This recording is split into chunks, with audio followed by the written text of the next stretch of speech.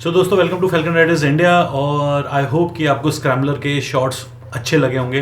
और बात करने से पहले बाइक के बारे में, अभी आप इस बाइक के जो स्पेक्स हैं, जो इम्पोर्टेंट इसके मतलब कितने bhp है, कितने cc है, क्या सब चीज़ें हैं, पहले उस पर एक नज़र डाल लेते हैं और फिर बात करते हैं।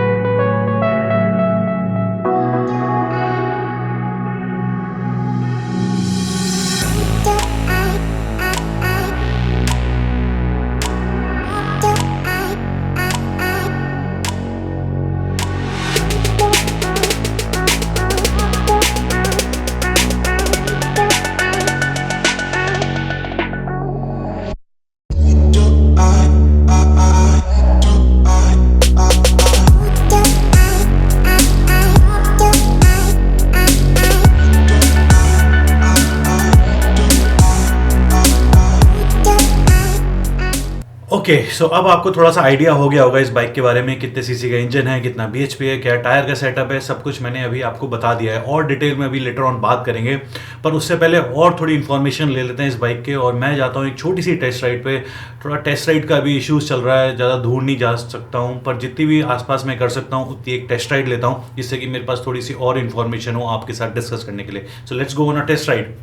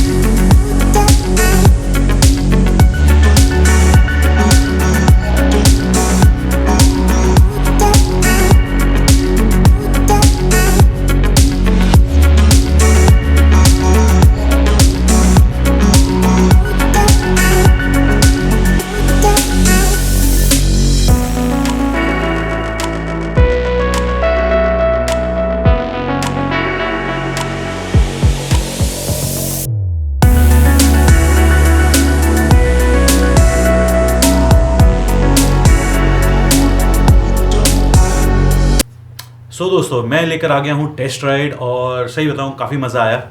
और अब मेरे पास अच्छी खासी इन्फॉर्मेशन हो गई है, मैंने थोड़ी चला के भी देख ली इस बाइक को, ठीक है। और बाइक को डिटेल से इसके बारे में बात भी कर ली मयंक से, और काफ़ी मैंने मतलब क्लोजली इसको देखा इस बाइक को। तो अभी मेरे पास अच्छी खासी इन्फॉर्मेशन है कि आपके साथ शेयर करने के लिए। तो सबसे पहले जो मेरा इंपॉर्टेंट रहता है हमेशा, जैसे आपको पता है कि मैं जब रिव्यू बनाता हूँ तो थोड़ा सा मैं अलग रखता हूँ, अलग स्टाइल से। सो मेरा जो मेन फोकस था कि ये बाइक लॉन्ग डिस्टेंस, क्योंकि आप काफ़ी लोग जो मेरे से जुड़ते हैं वो सब लंबा बाइक से जाना चाहते हैं, ट्रैवल करना चाहते हैं, उस सेंस में ये बाइक कितनी अच्छी है। और लेटर ऑन ये भी बताऊंगा कि अगर आपको उसका डेली यूज़ के लिए भी चाहिए तो भी ये कितनी फ़ायदेमंद है।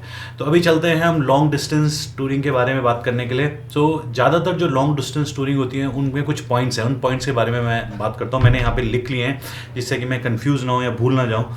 सो पहला पॉइंट है ग्राउंड क्लियरेंस। तो 200 mm अच्छा खासा ग्राउंड क्लियरेंस है। 200 mm, आई होप कि आप ऑलमोस्ट कहीं भी जा सकते हो, कोई दिक्कत नहीं होगी। तो 200 mm is a very good ground clearance, ठीक है। उसके बाद आ जाता है दूसरा पॉइंट, वो आ जाता है टैंक माइलेज। देखो, इसका एग्जैक्टली तो कंपनी से अभी नहीं आया और किसी ने अभी इतनी चलाई नहीं है कि एक एवरेज निकाल पाएँ प्रॉपरली। सो जहाँ तक है वहाँ मेरे को लगता है कि करीबन जितने सीसी का इंजन है, जिसकी पावर है अराउंड 30-35 के आसपास रहेगा, 40 भी टच कर जाए डिपेंडिंग कैसे। तो अगर मैं 35 का भी लेके चलूँगा और उसकी 12.5 लीटर की टंकी है तो अच्छी खासी रेंज है। मतलब कि आप ये लगा लो कि करीबन 400 किलोमीटर के आसपास की रेंज है, तो विच इज़ गुड इनफ, मतलब कि कोई प्रॉब्लम नहीं है मेरे को लगता है उसमें।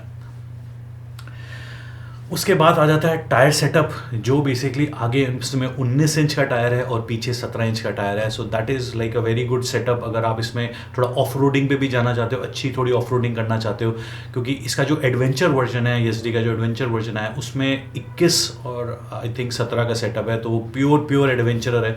ये भी अच्छे खासा सेटअप है 19-17 का, जो एक स्क्रैम्बलर का एक अच्छा सेटअप होता है। So that is also good. So मतलब ये कह सकते हो कि जब आप हाईवेज पे इसके जा रहे होगे तो शायद आपको इस 19-17 के सेटअप का उतना पता ना चले कि इसका जो सेटअप है, पर जब आप ऑफ रोडिंग पे जाओगे और ख़राब रास्तों पे जाओगे तो 19-17 का सेटअप आपको अच्छा महसूस कराएगा।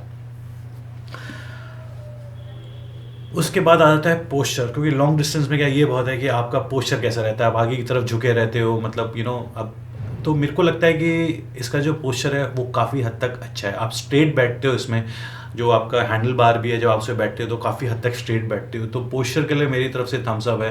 There is no issues posture को लेके।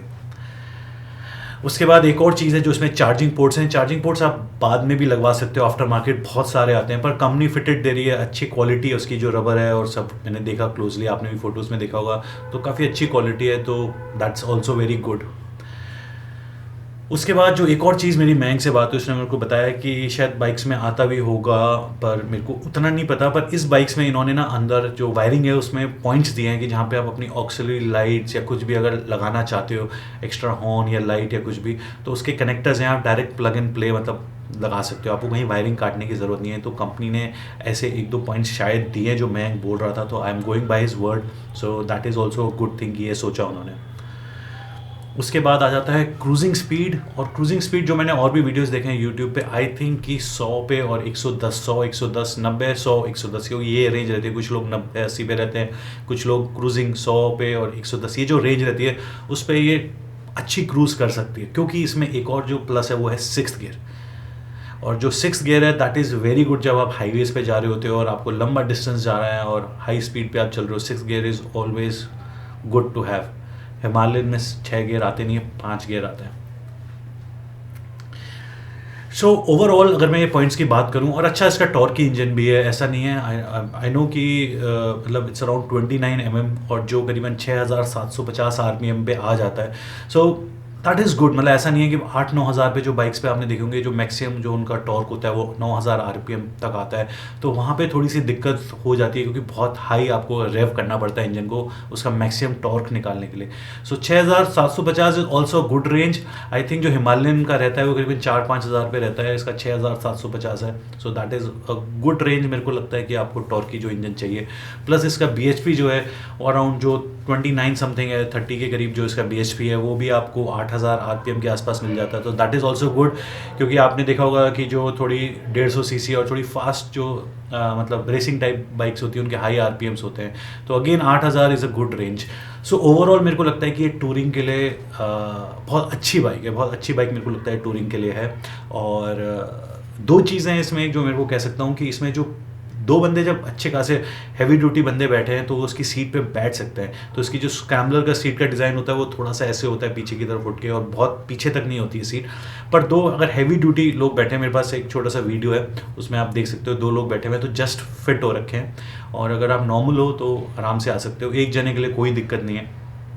प्लस इसका जो क्लच है वो मेरे को थोड़ा सा लगा, जो उसका क्लच है वो थोड़ा और हैवियर साइड है, might be early models, might be is just जो मेरे पास था पीस उसमें हो सकता है, मेरे को थोड़ा सा हैवी साइड लगा, माइट भी वो नॉर्मल हो, मैं वर्सेस चलाता हूँ उसको कंपेयर कर रहा हूँ, पर दैट्स इट। उसके अलावा सारी लाइट्स इसकी LEDs हैं, सो दैट इज़ ऑल्सो गुड। वो बल्ब फ्यूज़ होने की टेंशन नहीं है, बल्ब फ्यूज़ हो जाते हैं, LEDs है, एवरीथिंग। सो ओवरऑल टूरिंग के लिए मेरी तरफ से इस बाइक को थम्स अप है। और बाकी लुक्स देखो, मेरे को लुक्स में अमेजिंग लगी, ऑनेस्टली बता रहा हूँ, ऐसा नहीं है कोई महंग बाइक ने मेरे को बाइक दी और मैं इस दी के शोरूम के है वहाँ पे गया हूँ, सो उन्होंने मेरे को कोई कर रहा हूँ, मेरे को एक्चुअल में स्क्रैम्बलर मेरे को देखने में बहुत अच्छी लगी स्क्रैम्बलर। और अगर मैं बाई चांस इस टाइम बाइक ढूंढ रहा होता, मेरी रेंज होती तो क्या पता मैं ये बाइक ले लेता। अब बात आती है कि जो आपका 5-6 तक अगर आपकी हाइट है, 5-6 तक, 5-6, 5-7, तो आप बड़े कंफर्टेबली इस बाइक पे आप आराम से बैठ सकते हो। पर हाँ, अगर आपकी हाइट 5-6 से कम है तो शायद आपका थोड़ा टिप्टो होगा, मतलब पूरा पैर शायद ना लगा पाओ सही से, तो एक बार बैठ के और खुद ट्रायल करके एक बार देख लेना, ठीक है।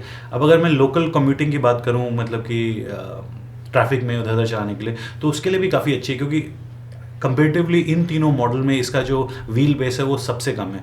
सो व्हील बेस क्या होता है कि जो पीछे वाला टायर जहाँ रोड से टच हो रहा है और आगे वाला टायर जहाँ रोड से टच हो रहा है, उसका जो बीच का डिस्टेंस होता है वो व्हील बेस होता है। सो वो इसका बेसिकली कम है। सो कम होने से क्या होता है कि जितना कम होता चला जाएगा उतना हाईवे पे आपको हाई स्पीड पे उतनी स्टेबिलिटी नहीं मिलेगी, पर जितना छोटा होगा उतना आप जिग जैग करके जैसे ट्रैफिक में निकालना आपके लिए काफ़ी ईजी हो जाता है। तो उसका एक बैलेंस होता है, इतना कम भी नहीं है और इतना ज़्यादा भी नहीं है।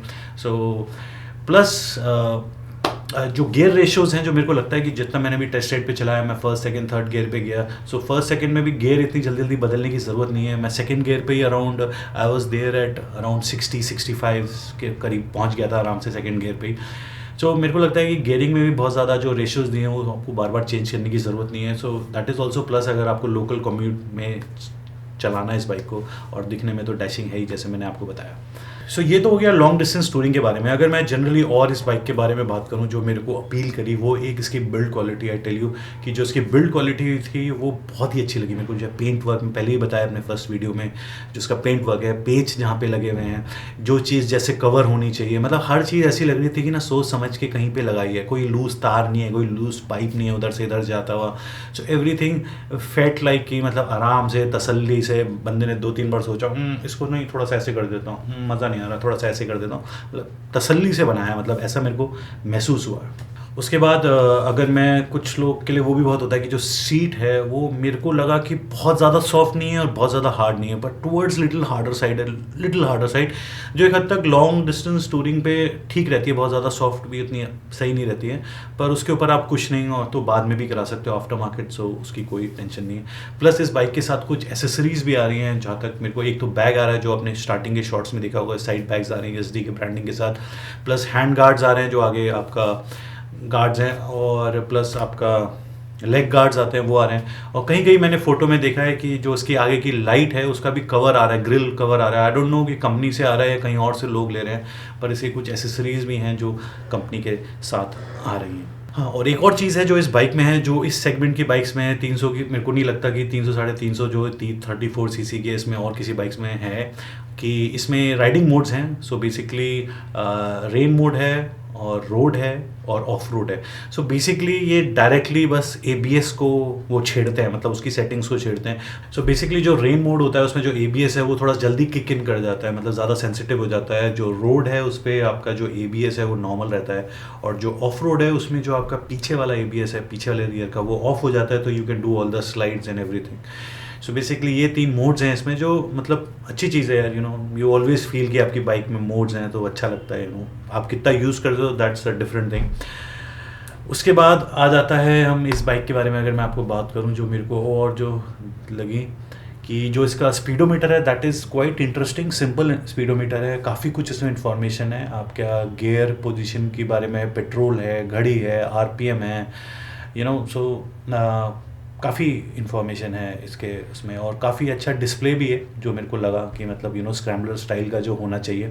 फाइनली इसकी प्राइसिंग पे आ जाते हैं। जो कंपनी कह रही है वो 2,04,000 रुपये करीब वो है एक्स शोरूम, और करीबन 240 के आसपास, 240-245 के आसपास ये आपको ऑन रोड पड़ेगी, which I think is a good pricing. और मतलब कि जहाँ भी ये 2.5 लाख से नीचे है तो मेरे को लगता है कि गुड प्राइसिंग है कंपेरेटिवली कि जो बिल्ड क्वालिटी है और जो ये सब पैकेज आपको दे रहे हैं उसमें।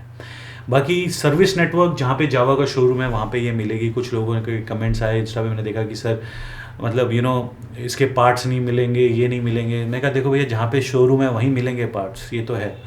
इसलिए क्या होता है कि हीरो होंडा और यामा, मतलब हीरो होंडा सबसे ज़्यादा, मतलब अब तो हीरो अलग है, होंडा अलग है, बजाज, ये सब इतनी फेमस क्यों है? क्योंकि गली गली में खुले हुए हैं, मतलब हर जगह सब कुछ मिलता है, सिंपल सी बात है। पर जैसे जैसे आप प्रीमियम पे जाओगे तो ये चीज़ें तो हैं।